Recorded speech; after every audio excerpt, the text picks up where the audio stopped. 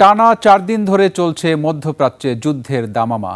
মার্কিন ইসরায়েল যৌথ বাহিনীর হামলার জবাবে এবার সৌদি আরবের রিয়াদে মার্কিন কনসুলেট অফিসে সরাসরি ড্রোন হামলা চালিয়েছে তেহরান। অন্যদিকে ইরানের প্রেসিডেন্ট কার্যালয় ও সিকিউরিটি কাউন্সিলে হামলা চালিয়েছে ইসরায়েল। এছাড়াও তেহরানের বিভিন্ন স্থানে হামলা অব্যাহত রেখেছে যৌথ বাহিনী। এখন পর্যন্ত যৌথ বাহিনীর হামলায় শীর্ষস্থানীয় সামরিক নেতৃত্বসহ ইরানে প্রাণ হারিয়েছে 787 জন। তবে পিছপা হতে নারাজ তেহরান। পররাষ্ট্রমন্ত্রী সাফ জানিয়েছেন, শত্রুর সাথে কোনো আলোচনা নয়। বিস্তারিত নাইম আহমেদের ডেস্ক রিপোর্টে। 34, 35 সানবিট 1 চামচে 30+ বাসন পরিষ্কার। চতুর্থ দিনের মতো রণক্ষেত্র ইরানসহ মধ্যপ্রাচ্য। ইসরায়েলি সামরিক বাহিনীর দাবি, তারা তেহরানে সরাসরি ইরানের প্রেসিডেন্ট দপ্তর ও সিকিউরিটি কাউন্সিল ভবনে আঘাত হেনেছে। বাদ যায়নি দেশটির রাষ্ট্রীয় সম্প্রচার মাধ্যম বা স্টেট ব্রডকাস্টারও। তবে হাত পা গুটিয়ে বসে নেই রেভলিউশনারি গার্ড আইআরজিসিও। একের পর এক ক্ষেপণাস্ত্র ছুড়েছে মধ্যপ্রাচ্যের বিভিন্ন মার্কিন ঘাঁটি ও ইসরায়েলের প্রাণকেন্দ্র তেল আবিব সহ অন্যান্য গুরুত্বপূর্ণ স্থানে।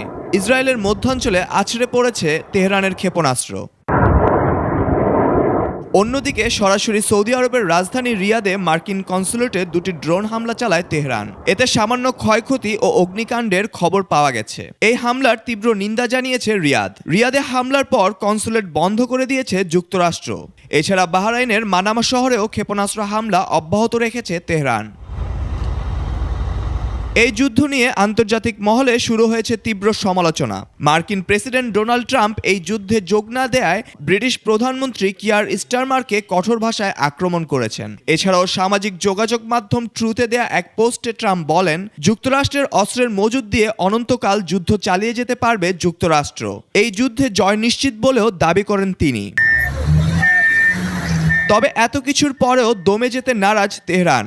ইরানের পররাষ্ট্র মন্ত্রণালয় স্পষ্ট জানিয়ে দিয়েছে, তারা কোনো আলোচনায় বসবে না। তারা এই লড়াইকে শয়তানের বিরুদ্ধে লড়াই হিসেবে অভিহিত করেছে। উত্তাপ ছড়িয়েছে লেবানন সীমান্তেও। বিমান হামলার তীব্রতা বাড়ানোর পাশাপাশি দক্ষিণ লেবাননে নতুন করে স্থল অভিযান শুরু করেছে ইসরায়েলি সেনাবাহিনী। প্রাণ ভয়ে ঘরবাড়ি ছেড়ে পালিয়েছেন প্রায় 30,000 মানুষ। Naim Ahmed, desk report, 21 television.